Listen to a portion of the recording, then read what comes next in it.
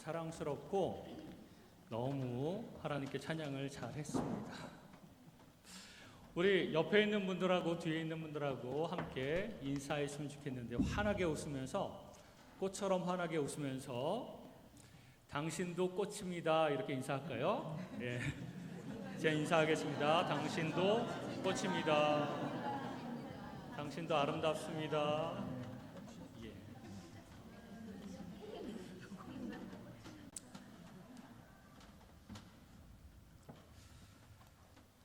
2007년에 한 대기업 회장의 아들이 술집에서 시비가 붙어서 폭행을 당했습니다. 그러자 경호원과 조폭을 데리고 관련자들을 폭행하도록 지시도 하고 자신도 직접 폭행에 가담한 그런 한 대기업의 회장이 뉴스에 나왔습니다.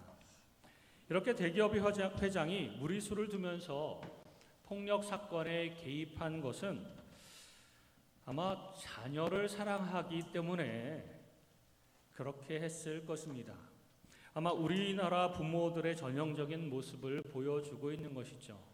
자녀 사랑이 어느 나라 못지않게 불같다는 것을 보여주고 있죠.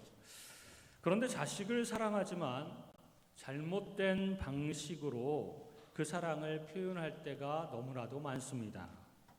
그리고 자녀를 가르치는 것도 지혜롭지 못할 때가 너무나도 많죠. 그래서 자식은 마음속으로는 분명하게 사랑하는데 자식을 망치는 경우가 많은 것입니다. 그래서 어떤 교육학자는 심지어 이렇게 말했습니다. 문제아는 없고 문제의 부모만 있을 뿐이다. 우리가 좀 더 기도하고 하나님 지혜를 주십시오. 그 지혜로 자녀들을 잘 양육하면 얼마나 좋겠습니까? 그런데 그렇지 못할 때가 많다는 것입니다. 시편 127편 3절에 보면 보라, 자식들은 여호와의 기업이요 태의 열매는 그의 상급이로다 이렇게 표현하고 있는데요. 여기서 기업이라고 하는 말은 우리가 해야 할 일이라는 뜻이고 상급은 하나님이 주시는 기쁨이라는 뜻입니다. 즉 자녀는 상급으로서의 기쁨도 있지만 동시에 반드시 잘 해내야 하는 일이기도 합니다. 우리에게 주신 기업, 우리에게 가장 중요한 일, 이것이기 때문에 최선을 다해서 아이들을 키워야 되고 잘 믿음으로 양육시켜야 되는데 애들은 뭐 밥만 주면 잘 크겠거니 방치할 때가 많고 윽박지르면 순종하겠거니 윽박지를 때가 많고 그래서 우리가 잘 키워내지 못하는 때가 참 많다는 것입니다. 이 자녀들은요 부모에게 하나님께서 준 최대의 숙제입니다. 이 숙제를 어떻게 지혜롭게 잘할 것인가 이것이 굉장히 중요한 것이죠. 오늘 우리가 함께 읽었던 본문 4절 5절의 말씀을 쉐마라고 하는데 쉐마라고 하는 것은 들으라 라는 뜻이고요. 이 들으라 쉐마라고 하는 말로 시작하기 때문에 4절과 5절을 쉐마다 라고 부르고 있습니다. 이 쉐마는 신앙교육에서 매우 중요한 말씀입니다. 7절에 보면 이것을 자녀들에게 부지런히 가르치고 집 안에서나 바깥에서나 아침부터 밤까지 교육하라고 말씀하고 있습니다.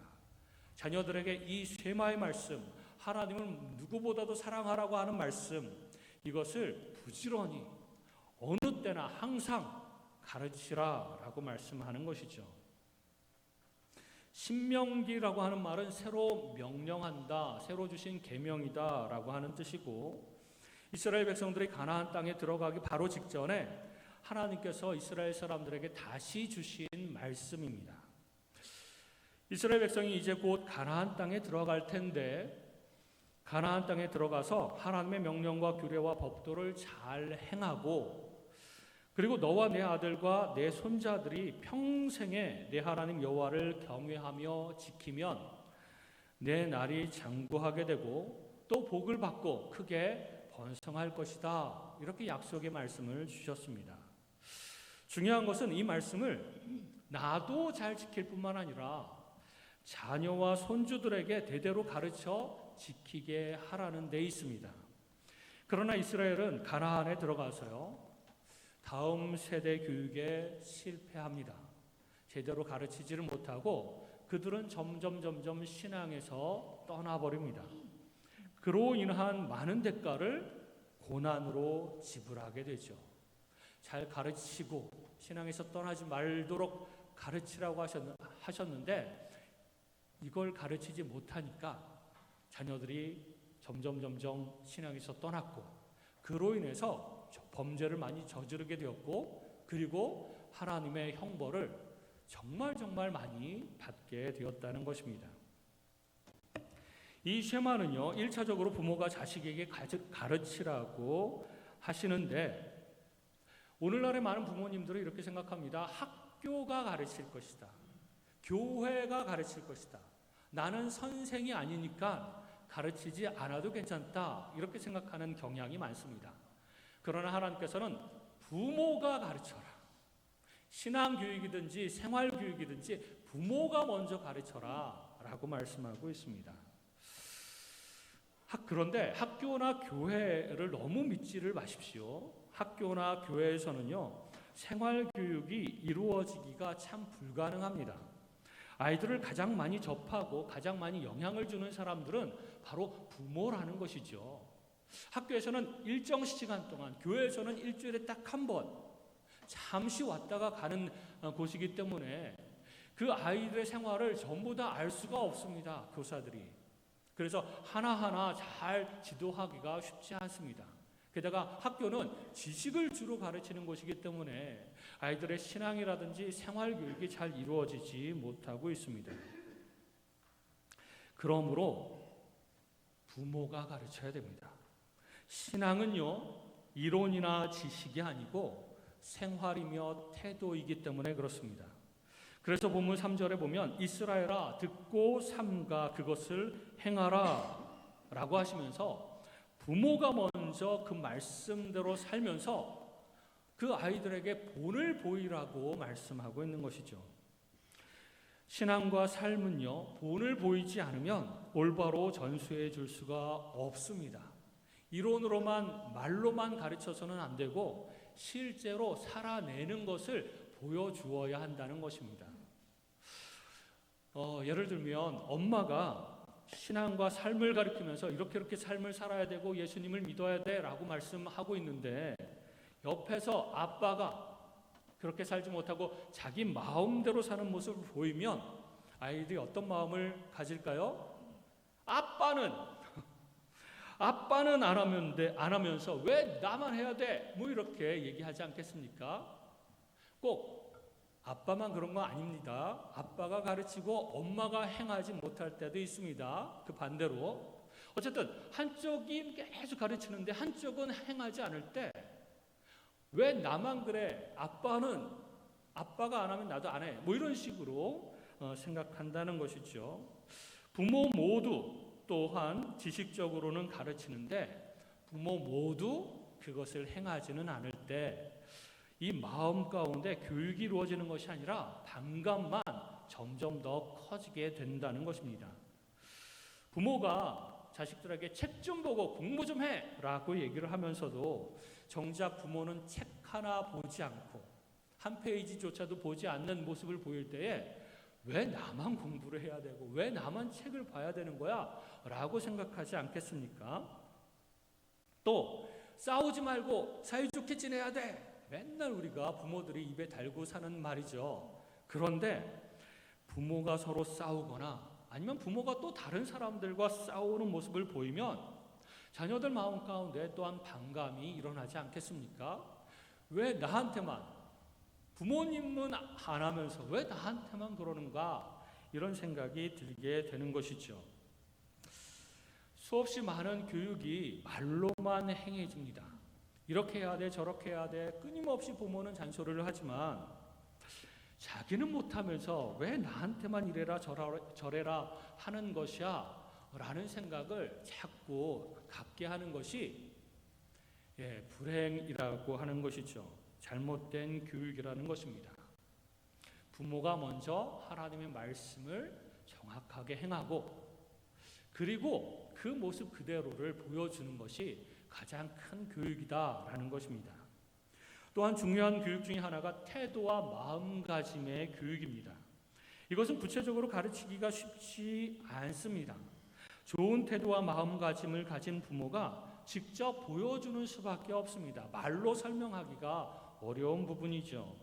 오늘 본문 5절 보면 너는 마음을 다하고 뜻을 다하고 힘을 다하여 내 하나님 여호와를 사랑하라.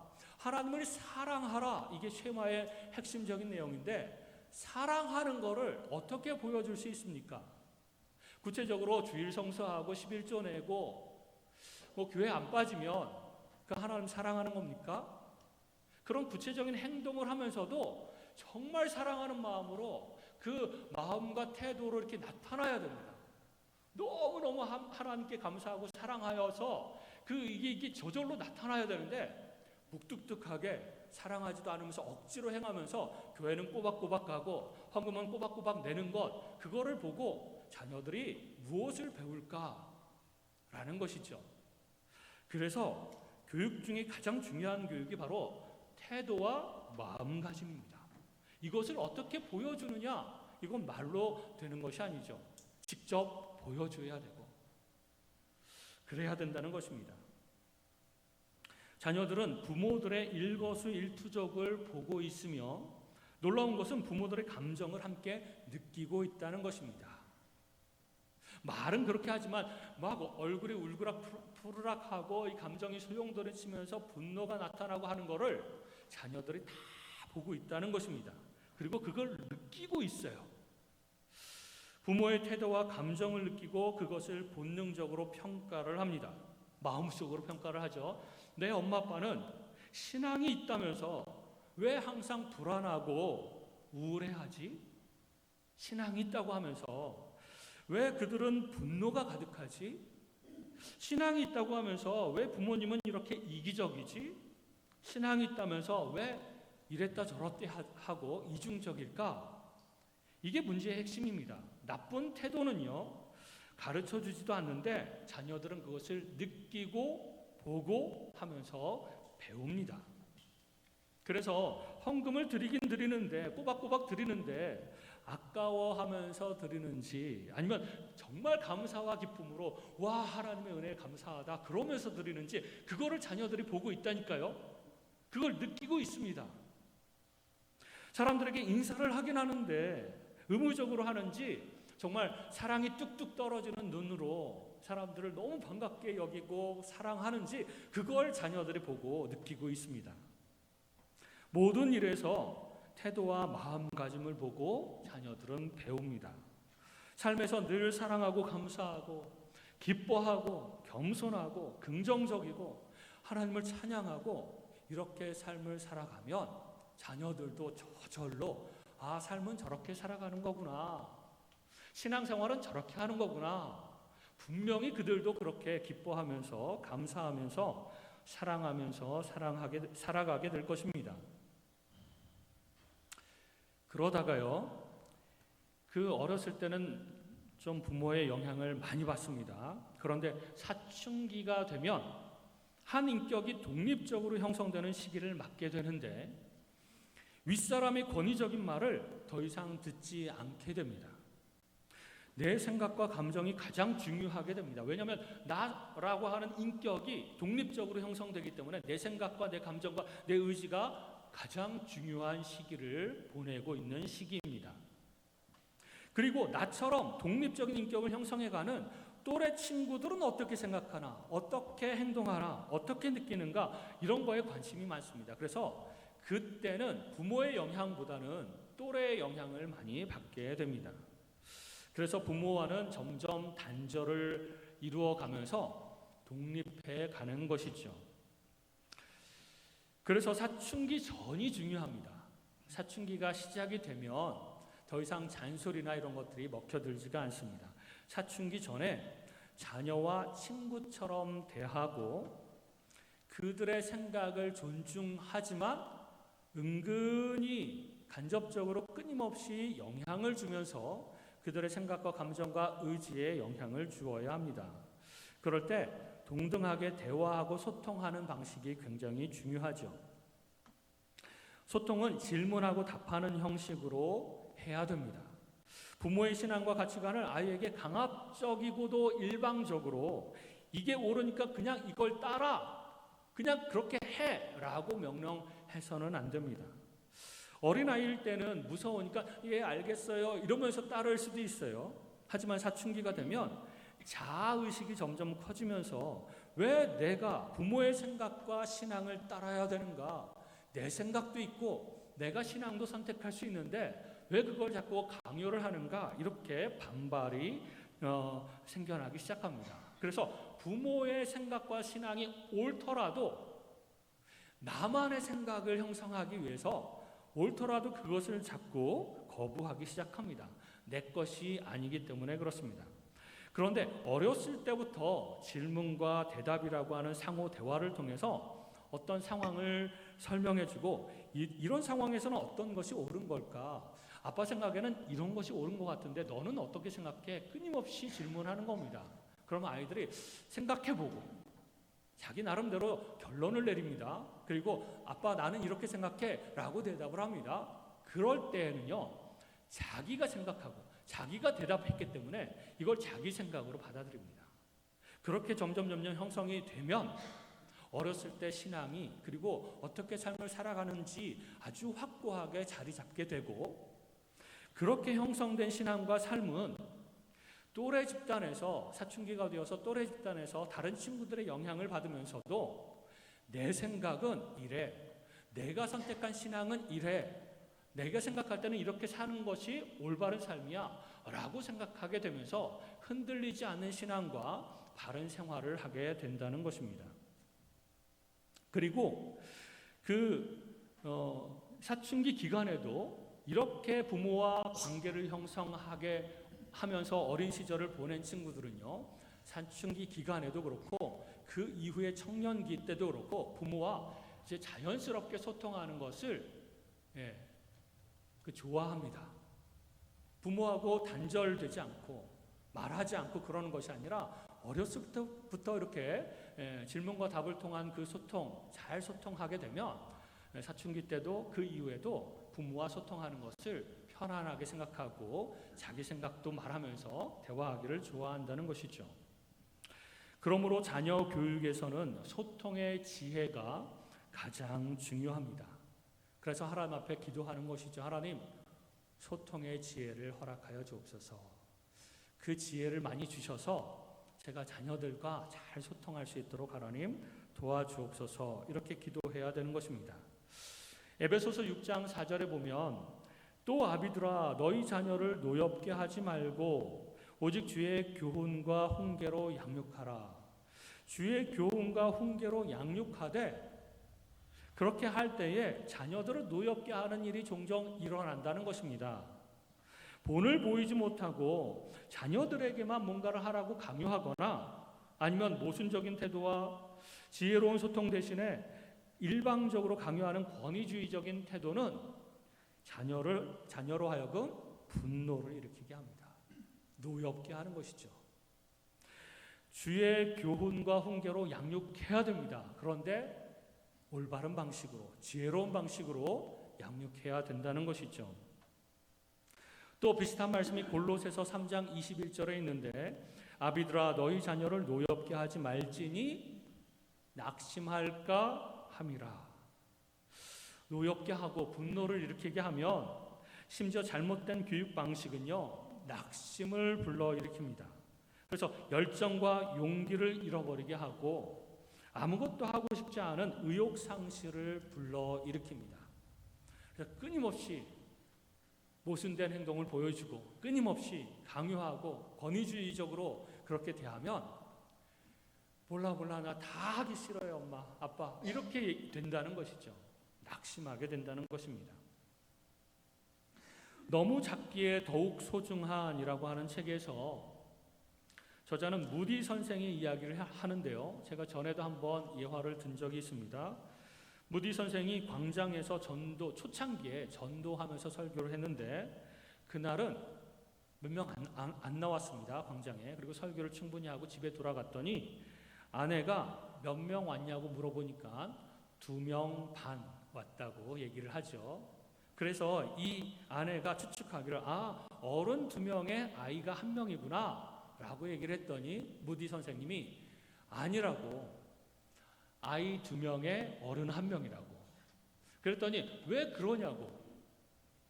그랬더니 무디 선생님이 아이들은 살 날이 많이 남았으니 온전한 1명씩, 그래서 2명이고, 어른들은 살 날이 별로 안 남아서 반명이라고, 그래서 2명 반 왔다고 이야기를 하고 있습니다. 아이들은요, 작지만 그만큼 소중합니다. 살아갈 날이 많이 남았습니다. 그 말은 희망이 있다는 겁니다. 아이들은요, 신앙이 계속 커나갈 수 있는 가능성이 매우 높고요.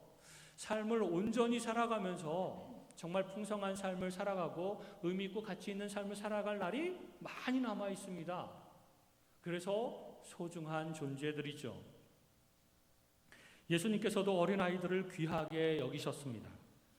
우리의 소중한 자녀 손들을 신앙과 삶으로 잘 교육하지 않으면 우리 다음 세대는요, 이스라엘처럼 그들의 불신앙으로 말미암아 고난받고 많은 대가를 지불할 것입니다. 그러므로 자녀 손들을 위해서 기도는 참 많이 해요. 우리 한국의 기독교인들 부모님들은 참 기도를 많이 합니다. 자녀들을 위해서, 또 손주들을 위해서. 그러나 하나님, 제가 하나님께서 기업으로 주신 자녀를 나의 온 시간과 정성과 모든 것을 다하여서, 지혜를 다하여서 양육하는 나의 기업으로 생각하게 하시고 나의 사명으로 여기게 하여 주옵소서. 여러분, 나이 많으신 분들이 좀 지금은 벌써 늦었지 않은가 이렇게 생각하는데요, 지금도 늦지 않았습니다. 죽을 때까지 하나님 앞에 기도하면서 그렇게 다 큰 성년이 된 자녀들일지라도 이제 그 성이 된 자녀들에게 영향을 끼쳐야 됩니다. 내가 먼저 변해야 되고, 내가 먼저 하나님의 말씀대로 삶을 살아가야 됩니다. 그리고 내가 변해야 한다면 변하기 위해서 노력해야 됩니다. 신앙과 삶의 모습도 변해야 되고 대화법도 변해야 됩니다.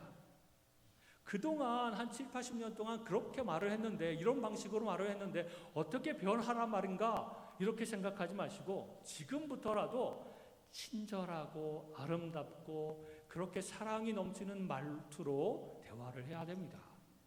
칭찬하고 감사하고 이런 말만 해야 됩니다. 그리고 지금까지 나도 너무 바쁘고 힘들어서 자녀 교육을 방치했다면 지금이라도 사랑해주고 섬겨주어야 됩니다.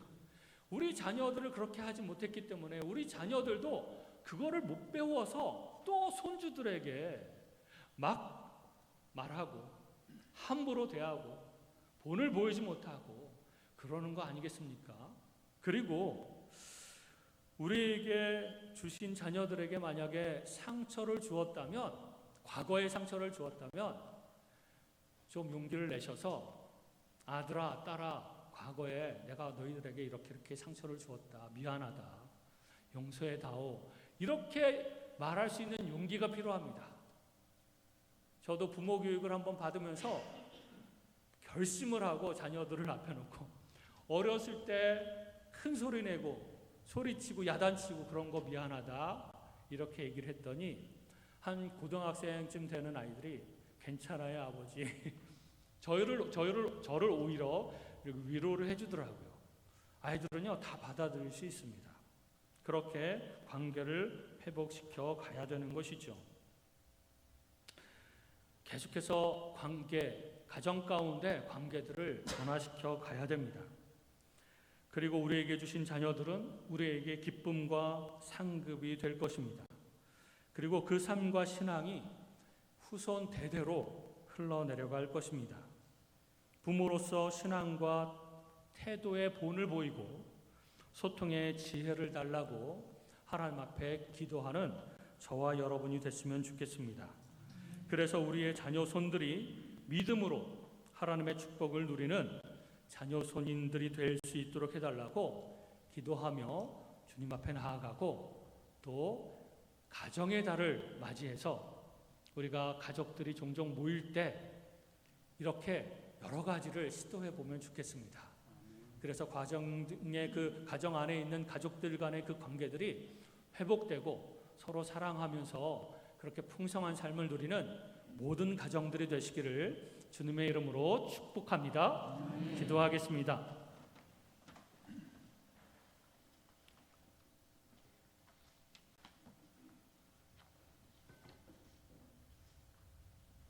이 시간 한 목소리로 통성으로 기도할 때 개인적으로 하나님 앞에 이렇게 기도했으면 좋겠습니다. 하나님, 너도 지킬 뿐만 아니라 너희 자녀들에게 대대로 가르쳐 지키게 하라고 하신 그 쇠마의 말씀, 그 중요한 말씀을 우리에게 주셨는데 우리도 그렇게 말씀을 따라서 신앙생활하거나 올바른 삶을 살아내지도 못했을 뿐만 아니라 자녀들에게도 하나님 잘 가르치지 못했습니다. 하나님 용서해 주시고 지금부터라도 하나님 삶의 본을 보이게 하시고 삶의 변화를 시도하면서 자녀들에게 더 사랑하고 지혜로운 소통 방법으로 소통하고 그리고 우리에게 기업으로 주신 자녀손들을 잘 양육할 수 있도록 하나님 도와주옵시고 그래서 우리 자녀와 그 손주들과 그 이후로도 대대로 그 신앙이 끊어지지 않게 해주시고 하나님의 축복이 끊어지지 않게 해주시고 그래 축복받는 영적인 가정들이 되게 하여 달라고 이 시간 한 목소리로 함께 기도하도록 하겠습니다. 하나님 감사합니다. 가정의 달에 하나님 자녀 손들에 대해서 저희들에게 주신 말씀 하나님 귀 기울여 듣게 하여 주시고 마음으로 받아서 하나님 이 쇠마의 말씀 오직 하나님은 한 분이시니 마음을 다하고 뜻을 다하여 사랑하라고 하신 말씀을 하나님 우리가 실천하면서 본을 보이게 하여 주실 그리고 하나님 그 모습을 자녀들에게 가르치게 하여 주셔서 자녀들도 하나님 올바른 신앙으로 올바른 삶을 살아내는 하나님의 자녀들이 되게 하여 주시옵소서. 우리에게 기업으로 주신 자녀 손들을 하나님 최선을 다해서 우리의 모든 것을 다 쏟아부어서 그 일을 올바르게 이루어낼 수 있도록 하나님 도와주시고 잘했다 칭찬받는 종들이 되게 하여 주시옵소서. 하나님 지금이라도 늦지 않고 지금이라도 변화되게 하여 주셔서 변화된 모습을 자녀손들에게 보여주게 하여 주시고 자녀손들도 그것을 느끼게 하여 주시고 배우게 하여 주시고 우리 모든 가족들이 하나님 관계가 회복되게 하여 주시고 모든 가족들이 하나로 사랑하게 하여 주시고 그래서 영적인 가정, 믿음의 가정들이 될 수 있도록 하나님 도와주시며 그렇게 될 때에 하나님께서 축복하여 주신다고 약속하셨으니 하나님 그 축복을 누리며 살아가는 우리 가정들이 되게 하여 주옵소서. 지상교회에 속한 모든 가정들이 하나님의 영적인 가정이 되게 하여 주시고 믿음의 가정으로 축복받고 하나님 그렇게 대대로 흘러갈 수 있도록 하나님 인도하여 주시옵소서. 도와주시옵소서. 하나님 함께하여 주옵소서. 감사드리며 예수님의 이름으로 기도하였습니다.